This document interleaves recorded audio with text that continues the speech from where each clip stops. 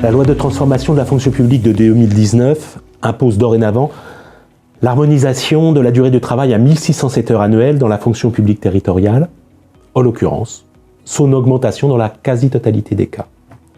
Les cadres territoriaux sont particulièrement touchés par la question du temps de travail. La majorité des cadres territoriaux, pour accomplir leur mission, travaillent déjà plus que le cadre légal ne l'impose, au-delà des 45 heures hebdomadaires, et pour certains cadres de direction, par une mobilisation 7 jours sur 7. Le régime du forfait jour, qui est en plein développement dans la fonction publique, fait travailler plus pour ne pas gagner plus. Le New Public Management, que les libéraux essaient d'imposer dans la fonction publique, se traduit par une inflation des heures supplémentaires des cadres territoriaux, avec une part de plus en plus importante d'heures non rémunérées, car écrêtées ou non décomptées.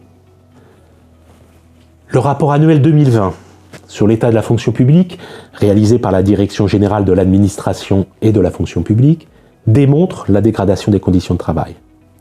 L'importance des surcroîts d'activité se traduit par l'augmentation des contraintes de rythme du travail, la multiplication d'objectifs irréalistes, la polyvalence.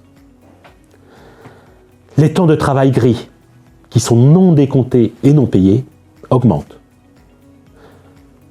De la même manière, le développement du travail à distance et du télétravail font exploser les charges de travail des cadres territoriaux, comme l'enquête UFIT réalisée pendant le confinement 2020 l'a démontré.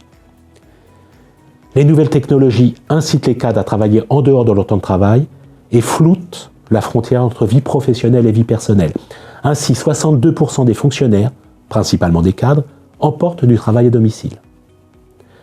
Ainsi, on assiste à la fois à une aspiration de plus en plus grande à l'autonomie dans le choix de son organisation et de son temps de travail, mais aussi à une confusion de plus en plus grande entre temps personnel et temps professionnel, confusion dont les conséquences sur la santé et l'équilibre social sont d'autant plus concrètes chez les cadres qu'ils sont ceux dont le temps effectif de travail a le plus augmenté. Pour faire face à cette situation, l'UFICT-CGT revendique d'abord l'abrogation de la loi de transformation de la fonction publique, puis la création d'un cadre légal de décompte précis de tous les temps de travail, connectés compris, des cadres territoriaux et de leur prise en compte dans le calcul du temps de travail effectif et dans sa rémunération. La suppression de toute forme d'écrêtage d'heures travaillées et de toute forme de forfait horaire qui minore le décompte d'heures réellement effectuées. L'accès au droit au temps partiel, l'acceptation des demandes d'adaptation horaire pour contraintes personnelles et réaffirmation du fait que le temps partiel ne peut être un frein à la carrière pour les cadres territoriaux.